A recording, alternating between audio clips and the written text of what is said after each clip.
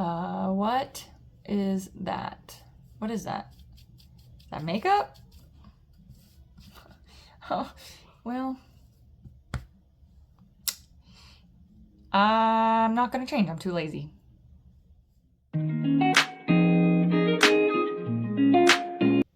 Hey guys, thanks so much for stopping in. I sure appreciate it.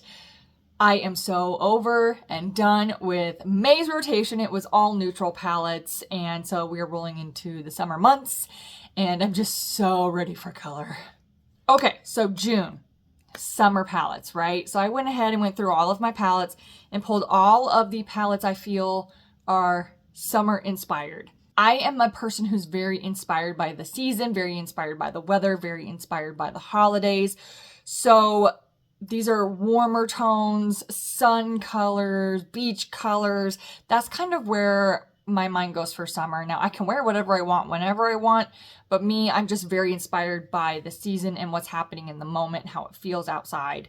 So these are very bright, colorful, orange, yellow, very summery in my opinion colors. So I went through and I've actually just recently done a full collection declutter of all my makeup, and that will be coming here to you guys soon. But for right now, I took out a few palettes that would have been in this rotation and decluttered them.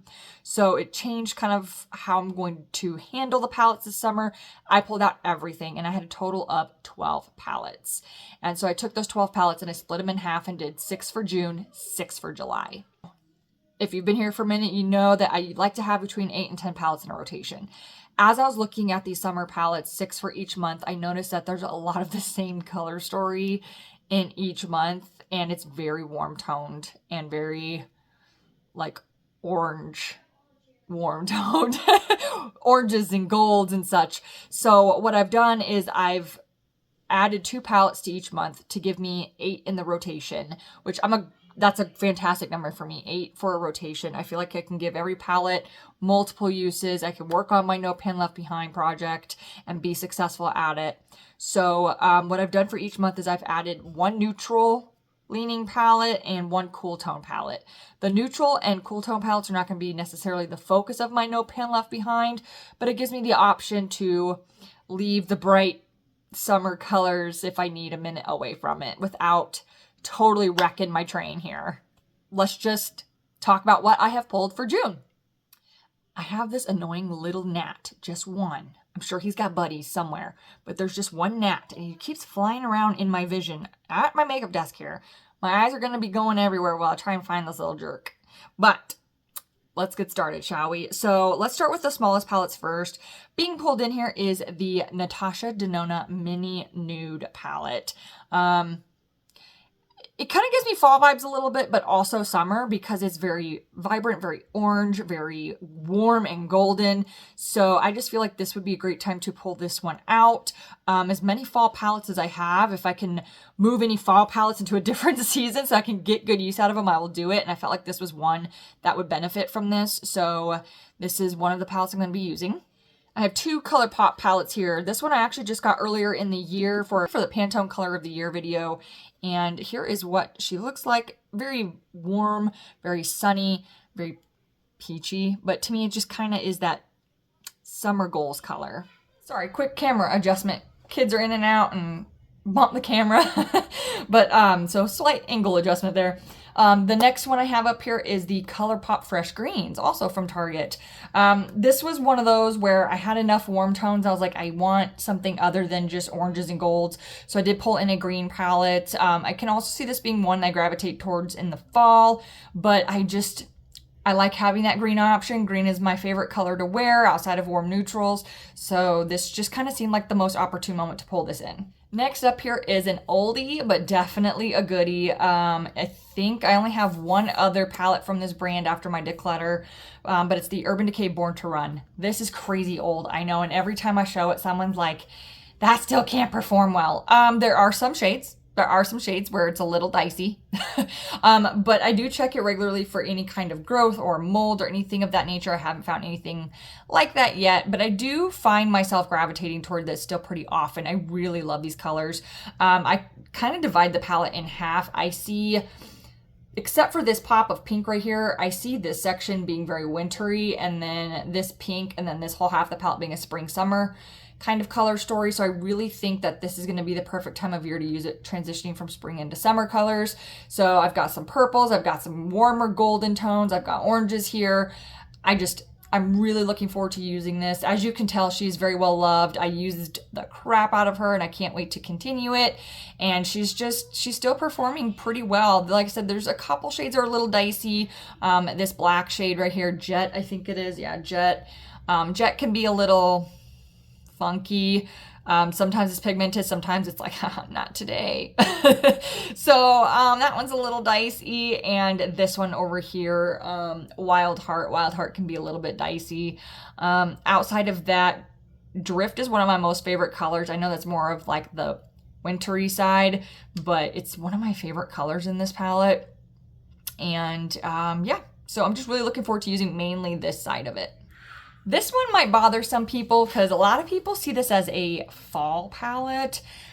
I don't necessarily get fall vibes from it. I get just, hi, I'm pretty. But it is the ABH Soft Glam. This is another kind of throwback OG. I don't know. There's something about this warm side, and I like the options of the pops of pink in here. But for me, this is pretty warm. You've got like your lighter oranges, your deeper oranges. You've got some neutral shades in here, these golds, these pinks. I'm really feeling this palette right now. I feel like I haven't gotten much use out of it, so I want to use it more. So I'm going to take advantage and use it right now because I'm feeling the warm tones. And then palette number 6 here is the epitome of warm neutrals, and it is the Sigma Ambiance palette. This one was my first big palette purchase because I had a couple of the smaller ones. To me, it's just the epitome of warm neutrals. I mean, it's pretty freaking warm. There's nothing cool, neutral about this. It is warm. Every single shade in here is warm. I do definitely prefer the more like brown tones in here versus like this one and this one. These two are my least used out of the palette just because they have more of like a reddish base to them, and I prefer more of a truer neutral, but the red makes it a warmer neutral. So I'm really looking forward to challenging myself to use every single shade in this, and I love the Sigma formula. It blends so beautifully and effortlessly. I love Sigma, so I am very much looking forward to dipping into this one. So that's 6 out of the 12 that I brought in for the warm summer tone palettes here. So I mentioned I would be bringing in 2 more palettes because that's only 6, and I really needed something to kind of be different from those guys. And I did have this palette in my May rotation, and I just didn't get to finish the No Pan Left Behind project on this one, just because I think I overdid it with how many, not necessarily how many palettes I had in that, but how many pans I had in May that I needed to work through. And I think I just, overextended myself. So I didn't get to finish this one. So I'm going to pull this one into the next month. And it is the Alter Ego Sahara. I think it's just a really nice neutral. It does, in my opinion, lean mostly warm. So I think it's still a great fit for this time of year. But it does give me a little bit of some cool tones down here and some truer neutrals in here. I've only used a couple shades out of this in May because I think I only used it one time because I was just trying to get through all my other palettes. So I think this is going to be a great one to pull in as my neutral palette for this month. And last but not least, and one of the newest additions to my collection, this is my cool tone palette for the month of June. Gosh, man, May just flew by. But I went ahead and picked up Ensley Rain Cold Moon. This palette, it's beautiful. It's beautiful. It really is beautiful. I was planning on just kind of putting this off until the winter months because it's definitely like a wintry vibe, Cold Moon, So, but I really want to play with it. I've created one look so far and it just kind of blew me away. And even Ensley Rain commented on my post on Instagram about it. I nearly crapped myself because I was like, what? Oh my gosh, they saw me.